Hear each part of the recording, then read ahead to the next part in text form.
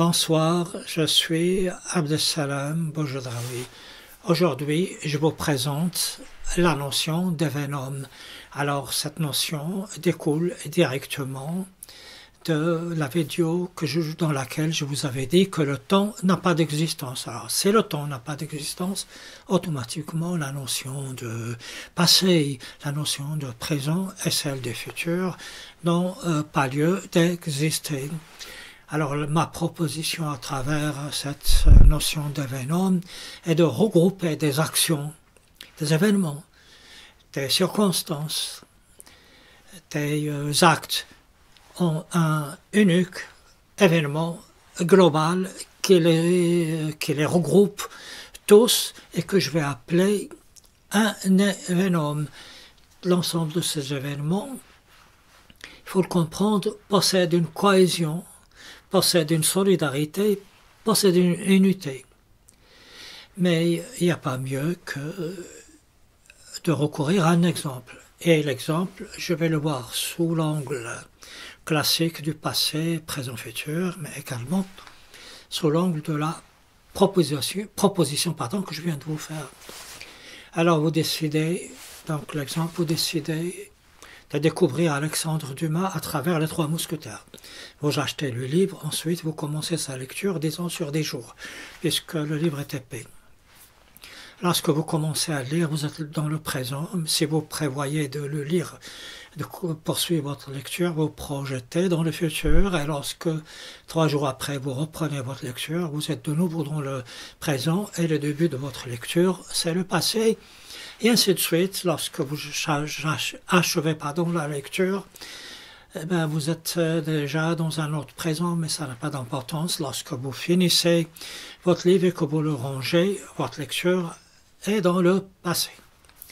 Mais ici, je vais l'aborder sous le thème de l'événement, c'est-à-dire une unité qui est solidaire, logique et possédant sa propre cohésion. Le fait d'acheter le livre est une action, le fait de le lire est un événement, si vous voulez, ou une autre action, le fait de le ranger, etc., jusqu'à ce que vous le finissez, cela va former un seul et unique événement, un événement que vous pouvez, ou que l'on va appeler découverte, lecture, Trois Mousquetaires. C'est un événement qui est logique en lui-même. Vous comprenez bien que pendant que vous êtes en train de lire le livre des Trois Mousquetaires, vous allez également le mettre de côté pour poursuivre votre lecture et faire autre chose, d'autres événements, d'autres actes, etc. Mais c'est là où je voudrais en venir. Supposons que ce livre vous plaît, les Trois Mousquetaires, et que vous décidez de lire un autre volume d'Alexandre Dumas. Vous l'achetez, vous le lisez, disons 15 jours après. Ce livre, qu'il vous plaise ou non, il n'a rien à voir, la lecture de ce livre, quelle que soit l'expérience avec ce livre, n'a rien à voir avec l'expérience du premier livre. Et surtout, ce qui est très important, et c'est là le point culminant de mes propos, c'est que la lecture du premier livre n'est pas à l'origine de la lecture du second livre. On ne peut pas dire que la cause de la lecture du second livre est due à la lecture du premier livre. Ce n'est pas vrai, et je vous explique pourquoi. Un événement tel que je vous le propose, et même n'importe quel événement, est quelque chose d'inerte. Il n'a pas de conscience, il ne peut pas entreprendre d'action. Le lien, la liaison entre les deux lectures, qui n'est pas un lien de cause à effet, c'est uniquement vous qui l'a créé. Et lorsque vous dites qu'il y a une cause et effet entre la première lecture et la seconde lecture, c'est de la subjectivité. C'est vous et vous seul qui l'avez créé, mais dans la réalité, elle n'existe pas. Je vous rappelle que l'événement lecture est quelque chose d'inactif, quelque chose qui n'a pas de conscience, quelque chose d'inerte. Il ne faut pas lui donner des attributs humains. Alors cette notion de subjectivité qui crée des liens est d'une importance cruciale, comme je vais vous le dire ici même, juste là. Donc, je vous ai donné un exemple qui est très simple, mais dans la vie de tous les jours, les événements sont plus compliqués, plus complexes, mais pour saisir globalement ce que je veux dire, alors vous êtes traversés, nous sommes tous traversés par un certain nombre d'événements. Nous n'allons pas tous les regrouper en événements, sinon nous deviendrions des super calculateurs. Alors, je vous propose donc de classer les événements en catégories. Alors, il y a des événements qui sont strictement neutres, on ne va pas se casser la tête avec.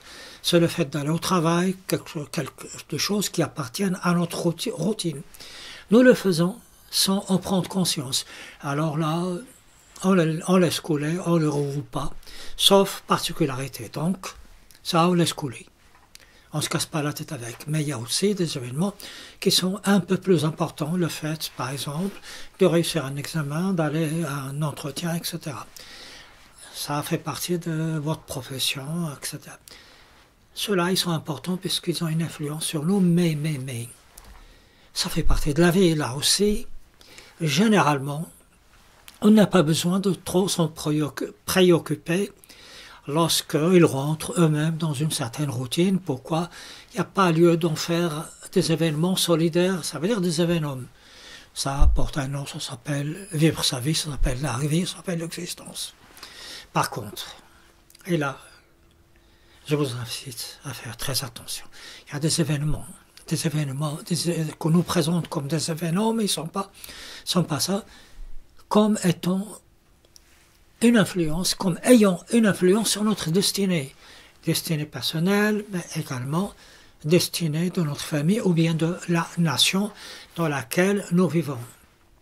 Alors ça, il faut faire très attention. Lorsqu'on nous présente un événement en tant que quelque chose de global, en tant que vérité globale, solidaire, qui présente sa propre cohésion, souvent cette cohésion n'est le fait que de la subjectivité de l'auteur, du philosophe, du politicien et de toute personne. Faites très attention, s'il vous plaît, de ne pas créer des cohésions là où il n'y en a pas, et surtout par la subjectivité. Méfiez-vous, comme la peste, de la subjectivité des philosophes, parfois les malsaines, qui créent des éléments de cohésion là où il n'y en a pas. Le livre le plus important, qui a commis toutes les gaffes possibles, imaginables, c'est celui du choc des civilisations de Samuel Huntington. Alors lui, parce qu'il est entièrement dans la subjectivité, il a pris des événements disparates, hétéroclites, selon sa propre subjectivité, il les a classés pour en faire quelque chose qui n'a aucun sens, mais surtout, le livre Samuel Huntington, qui, je le répète, n'est qu'un ensemble d'événements qui n'ont aucune raison d'être liés entre eux, va rencontrer un public. Pourquoi? Parce que le public aussi va utiliser sa propre subjectivité pour accepter l'inacceptable. Alors ça, c'est quelque chose de très fréquent. Et on le voit essentiellement chez un auteur tel que Michel Onfray. Alors, Michel Onfray passe son temps à récolter des événements par-ci, par-là, là où il les trouve, dans les réseaux sociaux, dans beaucoup d'éléments, pour les regrouper et vous dire, vous voyez, j'ai raison depuis le début, nous sommes dans une dystopie.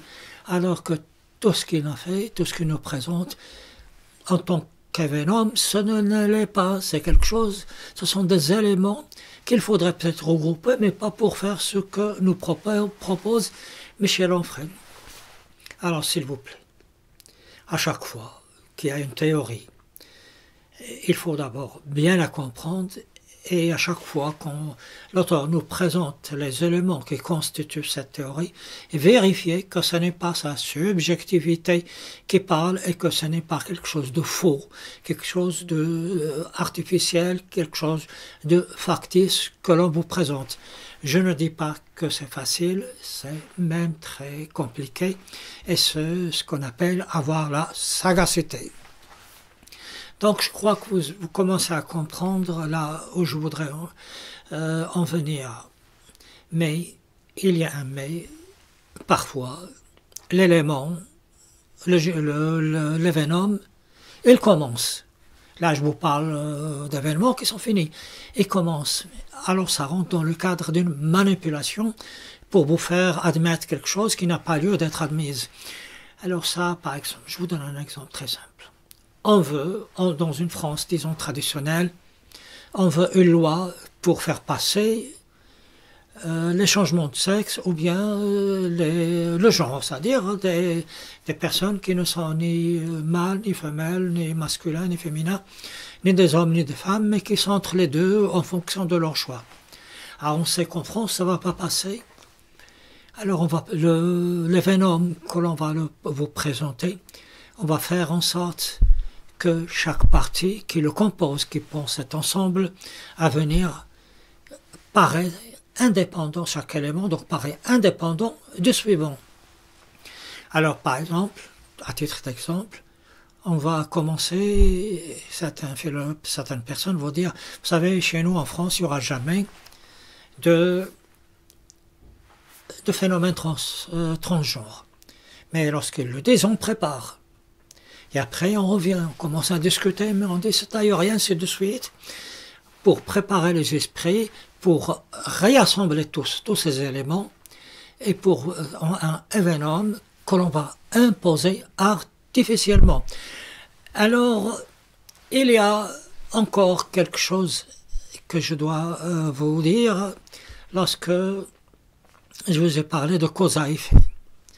C'est effectivement, dans l'exemple du livre, c'est simple de vous démontrer que la lecture du premier livre ne cause pas la lecture du second livre. Parce que je vous dis que ces éléments sont inertes, n'ont pas de conscience, ne peuvent pas décider. Mais les choses en sont autrement lorsqu'il s'agit d'événements majeurs comme la Première et la Seconde Guerre mondiale. On va nous dire que c'est la Première Guerre mondiale qui va provoquer la Seconde Guerre mondiale. Ce n'est pas vrai.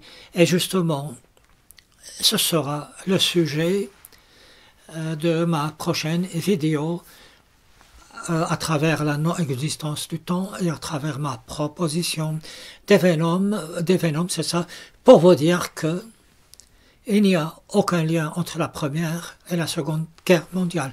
C'est un lien qui a été provoqué artificiellement. Voilà, c'est tout ce que j'avais à vous dire. Je vous invite à jeter un coup d'œil à la description. Vous trouverez des liens pour lire le texte de mes vidéos ou bien pour télécharger parfois des dossiers PDF en rapport avec ce que je vous dis dans mes vidéos. Je suis Abdessalam Boujidraoui et d'ici là, portez-vous bien.